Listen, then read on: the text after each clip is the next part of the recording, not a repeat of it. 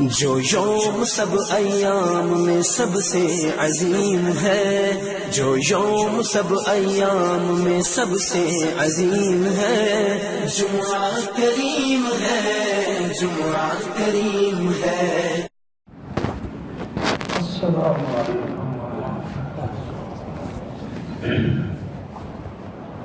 الحمد لله وكفى،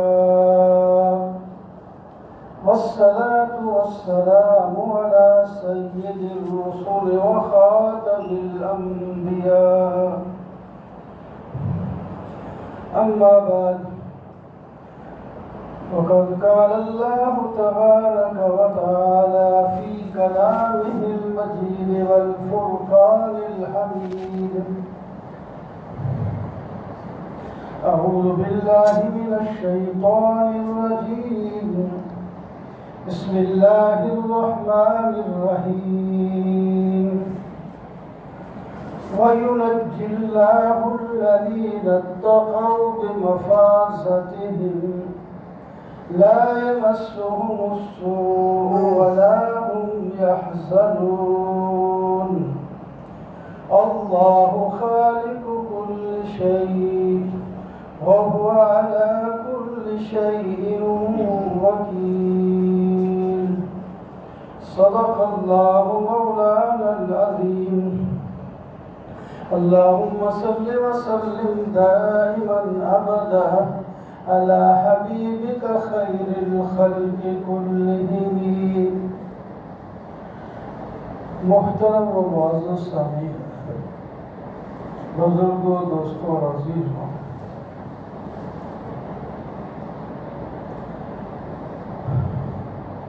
سورہ زمر کی غالباً 61 نمبر آیت ہے، جس میں اللہ تعالیٰ کا ارشاد ہے کہ اللہ تعالیٰ ان لوگوں کو جو تقوی اختیار کر لیں پوری کامیابی کے ساتھ نجات دیتے ہیں، اور ان کو کوئی کسی قسم کی تکلیف نہیں ہوگی اور نہ وہ غمگین ہوں گے۔ اللہ ہی ہر چیز کا خالق ہے اور اللہ ہی ہر چیز کا کارساز ہے۔ یہ دو آیتیں تلاوت کی تو پہلی آیت میں نجات کا بیان ہے، خوشخبری ہے، خوشخبری۔ کامیاب لوگ کون ہیں؟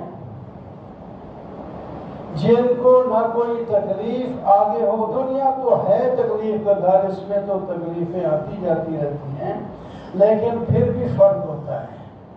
نیک لوگوں کو جو تکلیف ہوتی ہے اس میں ان کو مزہ آتا ہے، وہ اتنے نہیں گھبراتے، زیادہ پریشان نہیں ہوتے۔ ہوتی ہے تکلیف، سب کو آئی، انبیاء کو بھی آئی، اولیاء کو بھی آئی، مسلم آتی ہے، لیکن مومن جتنا ایمان کامل ہوگا اس کو اتنی تکلیف کم اور لذت زیادہ محسوس ہوگی۔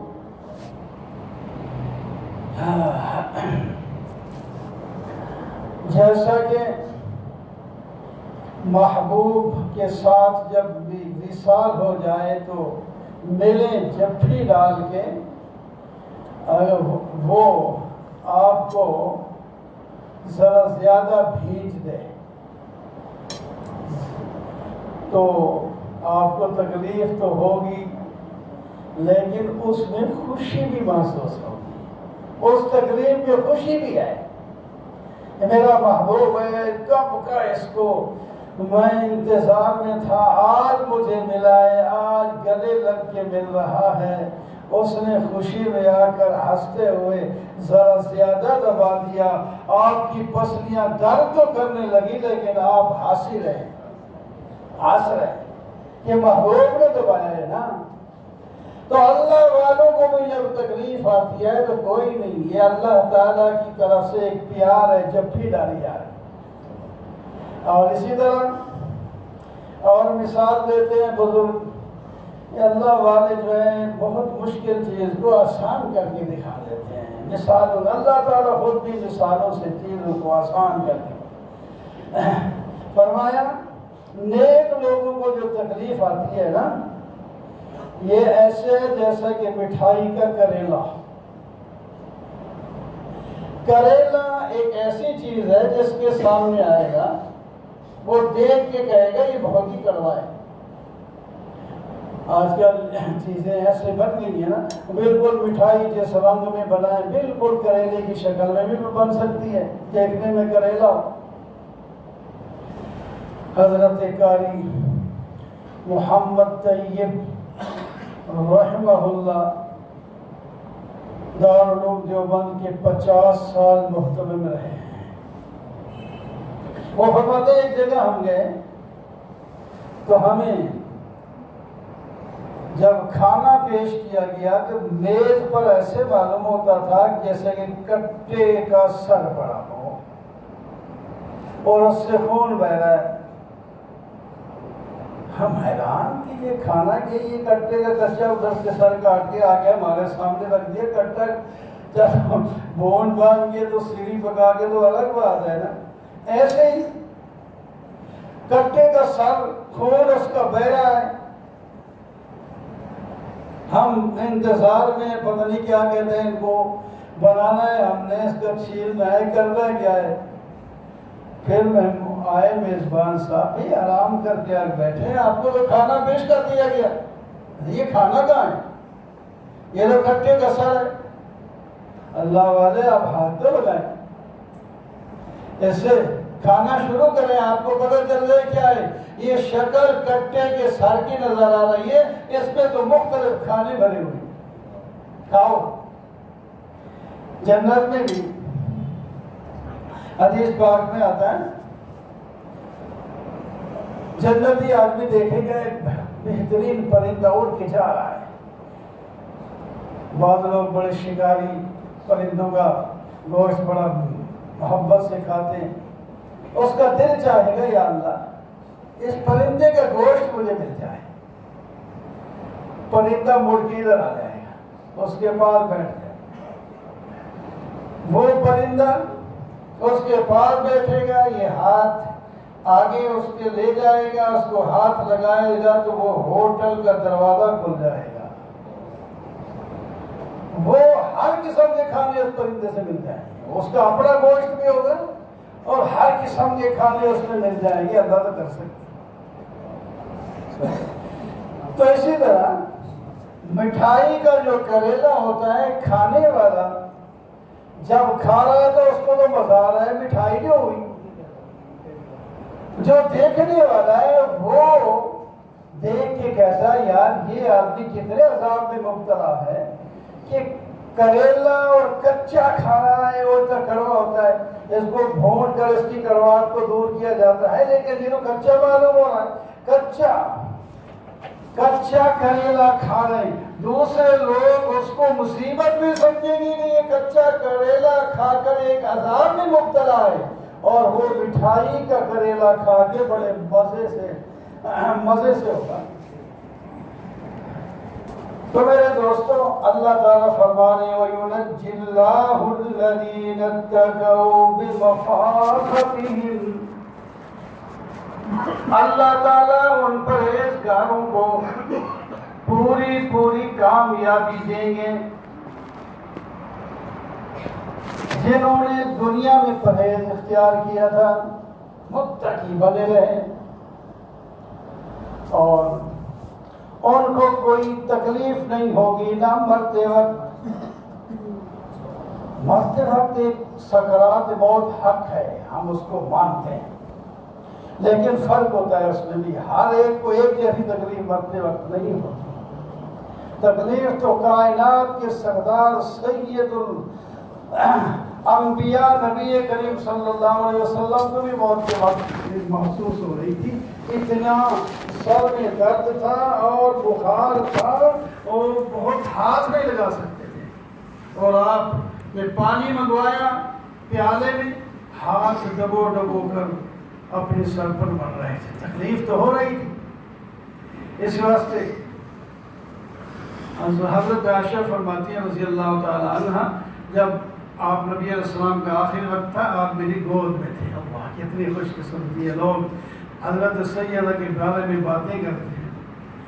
کیا خوش قسمتی ہے جس کے آخری ٹائم میں بھی آپ کی گود میں نبی کریم صلی اللہ علیہ وسلم اللہ کا وصال کر رہے ہیں۔ اللہ اکبر، فخر کرتی تھی، میرے بستر پر وحی آتی تھی، جبرائیل آتے تھے، نبی علیہ السلام میرے بستر پہ ہوتے تھے۔ اللہ کیا شان ہے، وہ کتنی بدبختی ہے جو لوگ ایسی پاکیزہ خاتون کے بارے میں غلط باتیں منسوخ کرتے ہیں۔ تو فرماتی ہیں میں نے جب یہ تکلیف کچھ محسوس ہوتی دیکھی تو میں نے پھر کوئی آسان موت کی طرف ختم کر دی۔ میں نے کہا کہ بس اگر موت کے وقت آ بھی جائے تکلیف تو آگے آسانی آسانی ہے، آسانی آسانی ہے۔ تو ہر حال سکرات الموت حق ہے، لیکن کم و بیش ہوتی رہتی ہے۔ تو لا یمسہ السوء، پرہیزگاروں کو کوئی تکلیف نہیں ہوگی۔ سو کا لفظ اللہ تعالی نے فرمایا، اللہ مس کا معنی ہاتھ لگانا، مس ہے، مس ہو گیا مس۔ لا یمسہ، ہاتھ تک نہیں لگائے گی، ٹچ نہیں کرے گی کوئی تکلیف۔ اللہ، سو تکلیف بڑی ہو یا چھوٹی، یہ نام نہیں دیا کہ کون سی تکلیف نہیں ٹچ کرے گی، فرمایا سو، جو بھی کوئی چھوٹی یا بڑی بات ہو تکلیف دینے والی ہو، اس بندے کو جو پرہیزگار ہے اس کو ٹچ نہیں کرے گی۔ کیوں نہیں تقویٰ ہم اختیار کرتے ہیں؟ لا یمسہ السوء ولا هم یحزنون، اور غم نہیں آئے گا۔ یہاں سے لوگ بڑے بڑے نیکیاں کر کے بھی جا کے وہاں غمگین ہوں گے کہ ہم اس سے زیادہ نیکیاں کر سکتے تھے، ہم نے اس وقت سستی کی، اگر زیادہ نیکیاں کرتے تو اس سے ہمارا اونچا درجہ ہوتا۔ اس کو کہتے ہیں غم۔ ایک ہوتا ہے خوف، پتہ نہیں آگے کیا ہونے والا ہے، کیا ہوگا۔ جنتیوں کو فرما دیا گا لا خوف علیہم ولا هم یحزنون، جنتیوں کو نہ غم ہوگا پچھلے کا، نہ خوف ہوگا اگلے کا،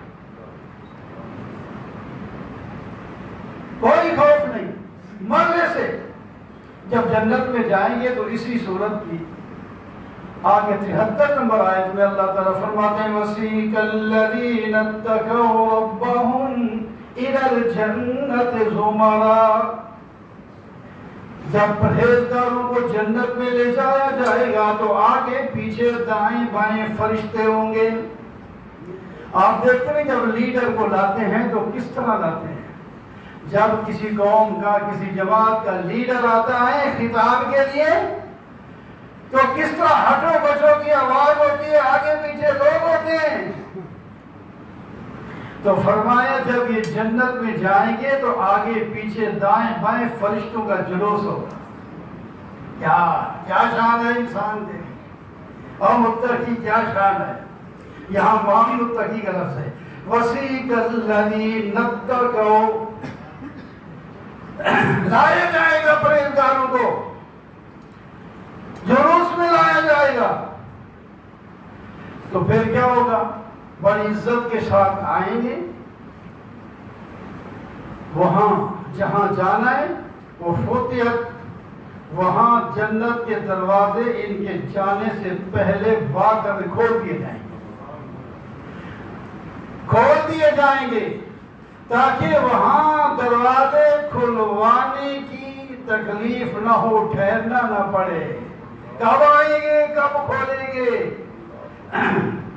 فتحت وفتحت علیہم ابوابہا، دروازے جنت کے کھول دیے جائیں گے، اور جو جنت کے وہاں نگران ہیں، خزنہ اس کو کہتے ہیں، جنت کے جو وہاں نگران اللہ نے فرشتوں کو مقرر کیا ہوا ہے، وہ آگے بڑھ کے سلامی پیش کریں گے۔